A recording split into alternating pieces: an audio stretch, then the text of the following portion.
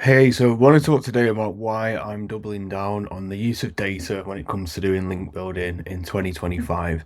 I think the big sort of appeal with using data is that it's a really nice way of getting your site out there and your brand into really reputable publications.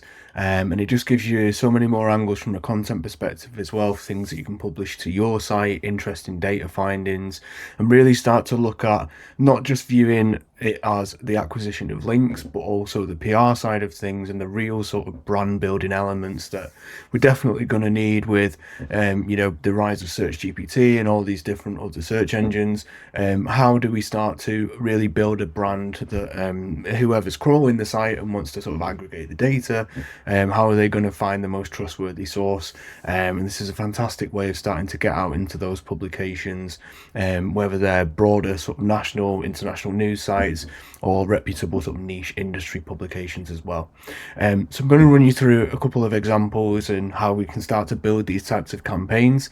And then also the final point is we'll look at an element of passive link acquisition as well. So one of the things that I like to do is, if we're starting to look at opportunities here, is look at something like best UK city or best US state, and then whatever niche that you're operating in. So if I've got a client in, say, the gaming industry or something closely related to gaming, then we can do, best UK city and gaming. Start to have a look at the type of thing that's been covered before. This really helps when it comes to actually putting your sort of data tables and your league tables together.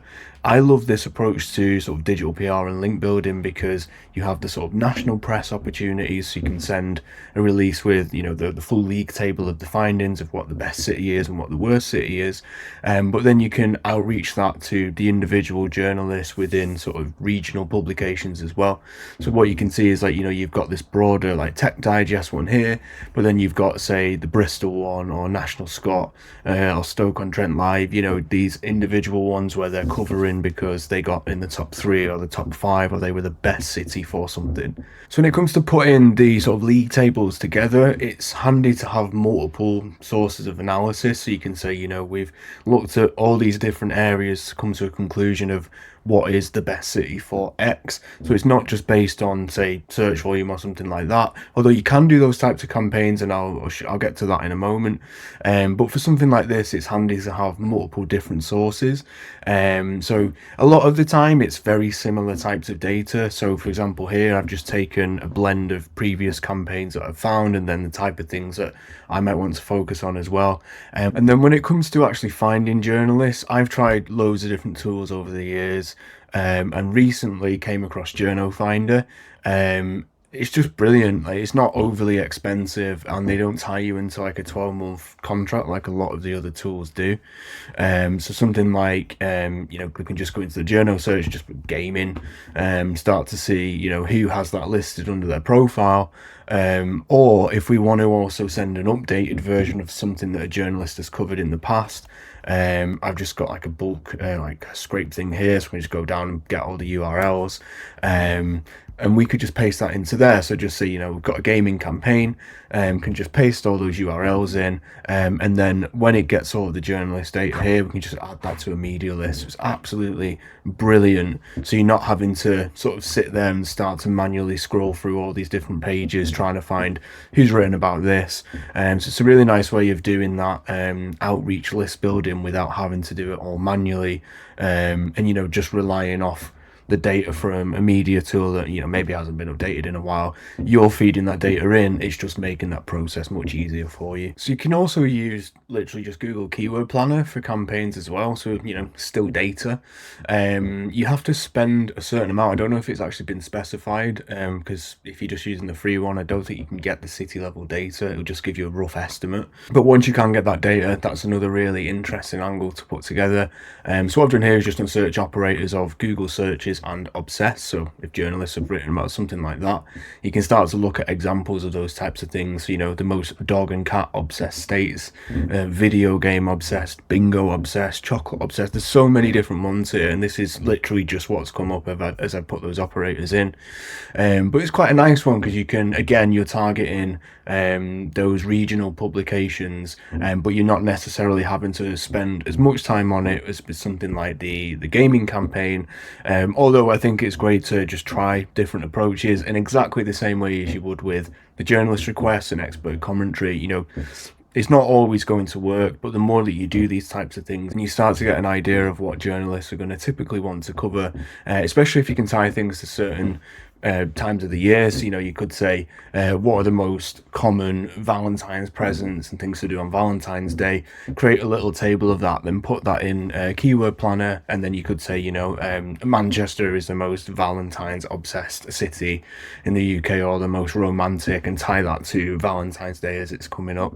So that's just an example of how you can use this data and make it a little bit more topical. But yeah, that's a really interesting one because it's not as time intensive as something like putting the league tables together, and you could still make it quite interesting and topical for the journalists. Then you can also use Google Trends. So, something like when TikTok was closing down or getting the access blocked in the US, searches for Red Note spiked. So you could comment on that from people might have assumed that Instagram or Facebook was going to be the one where the searches were spiking, but actually people aren't going to Meta-owned properties, they're going to alternatives outside of the usual type of social sites. So, something like that where you can really give an opinion and tie it to it and make it quite interesting that, you thought it was going to be X, but it's actually Y, and here's trends data to support it. But once you do have that data, it's quite a nice way of getting a little expert commentary style piece out there. So, if we're looking at, say, the league tables as the most time intensive, then something like this, as long as you have that angle, is quite a quick one to send out. But I would say try to make it as topical and related to recent events as you can, because then journalists can quickly use that as supporting data for something that they might be writing already. And then one of my absolute favorites is statistics pages and data pieces. So not necessarily your own data, but just collating a really nice resource, all of the interesting data that you can find that would relate to your site, and making it as easy as possible for journalists to find it.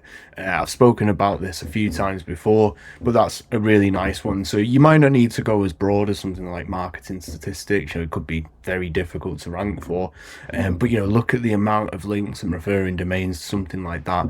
But you could go a bit more specific. You could do keyword research statistics or content marketing statistics. I mean, that's probably still too broad, but you can see how you can start to build statistics and data hubs. So you're not necessarily relying on just one of these statistics pieces. You can see how a certain page takes off, or if you're getting quite a lot of bounces on a certain page and you're maybe not covering something as in depth as it should be, it might just be a section on a page. You go, right, okay, we can justify building out a dedicated statistics resource for something like this.